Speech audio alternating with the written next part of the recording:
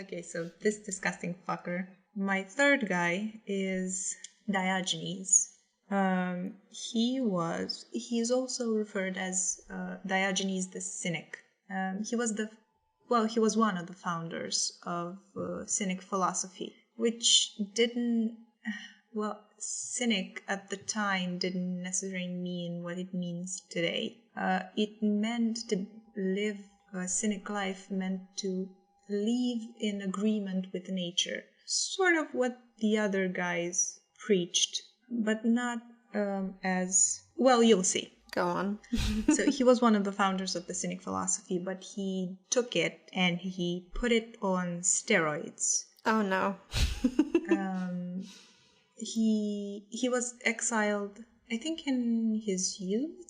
Maybe, well, he wasn't that old, but he was exiled from Sinope, and people believed and report that that was the main driving force of his belief. Mm-hmm. So because he had to live in exile, he was poor, he was homeless, and he decided to live his life in disregard of luxury, but also in disregard of laws and customs that could be considered conventional. Mm-hmm. And that was, for him, that was the way to achieve true freedom. Right.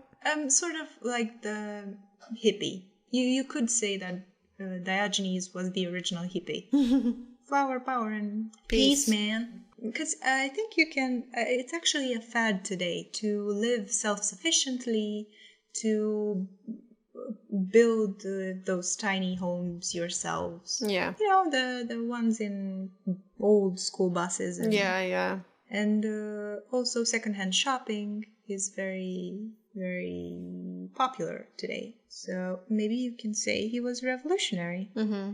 Okay, so what was the problem with this guy? Well, he was a bum. He lived years of his life wandering from city to city.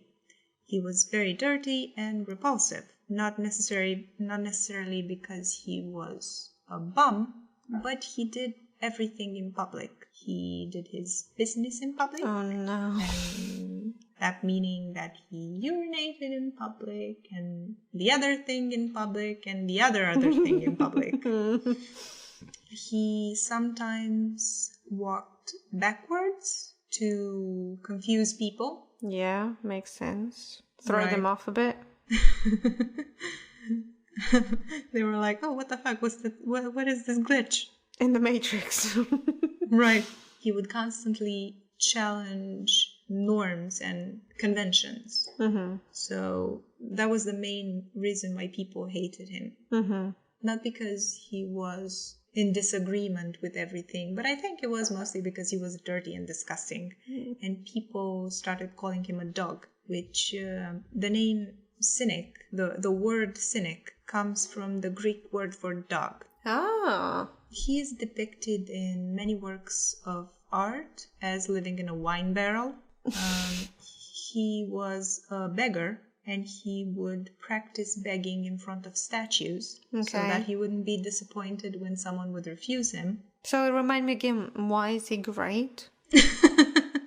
Why is he one of the great philosophers? He came up with this philosophy because he started a movement, for the lack of a better term. Mm-hmm.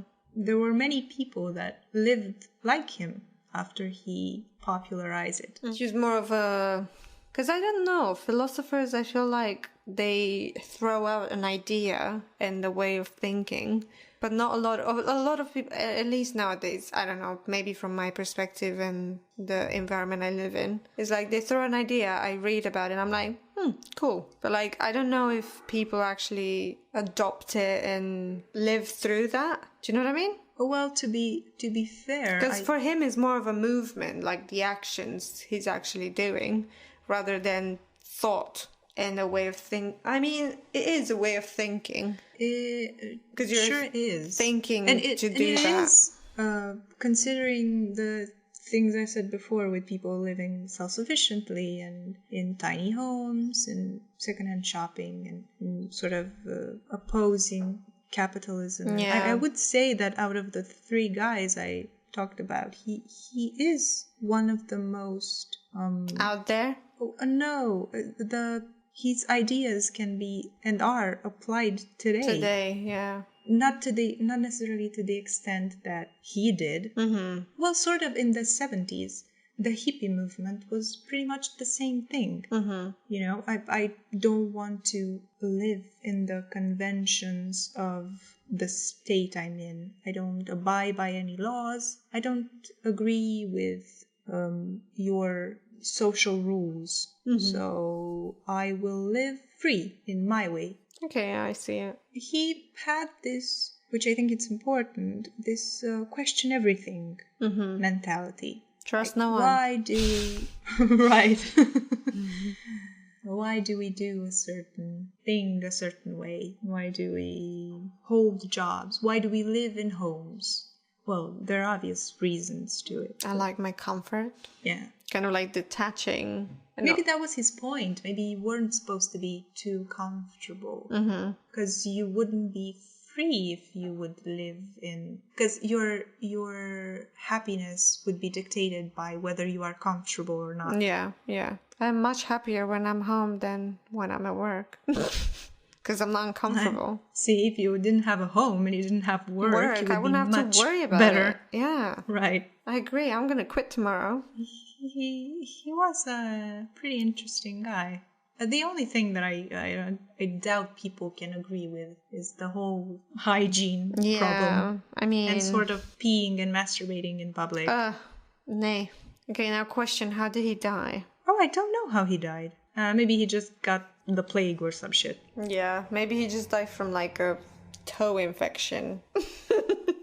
Right. That just spread all over. I do have one thing that I found very cute, sort of a legend that says that one day Alexander the Great offered Diogenes everything he wanted, and all he had to do was name it. Diogenes, I will give you whatever you want, you just say it, in order to sort of prove his point that, dude, you can't live like this. Yeah. You gotta want something. You have something that, you want. Right. And I am Alexander the Great, and I can give you anything. And the answer that Diogenes gave was that all he wanted was Alexander to get out of his sunshine. Yeah, I mean, apart from all the shit things he did, that was cute.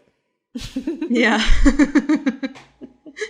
And at that pretty point, cute. knowing that Alexander the Great, he's just saying this to prove a point, he was probably smart enough to be like, I'm not gonna satisfy him by saying anything, even though I want something, you know?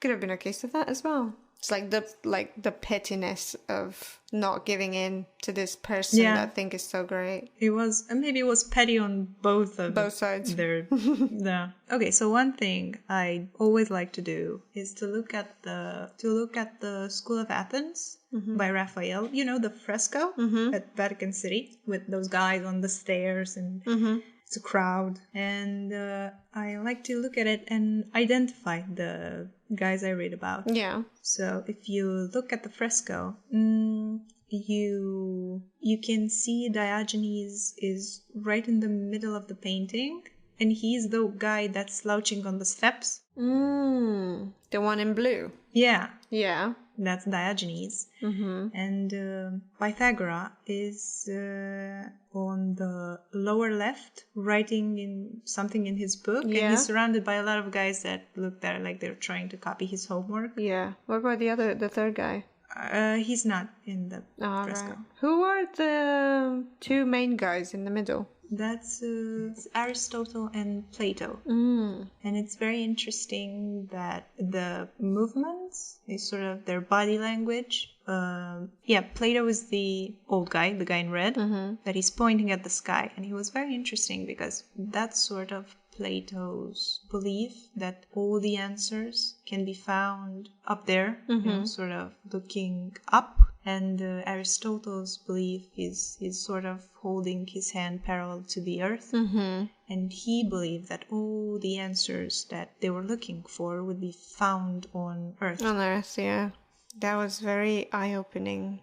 From beans to public exposure, to jumping into a volcano. Very compelling stories. That's all I got from it.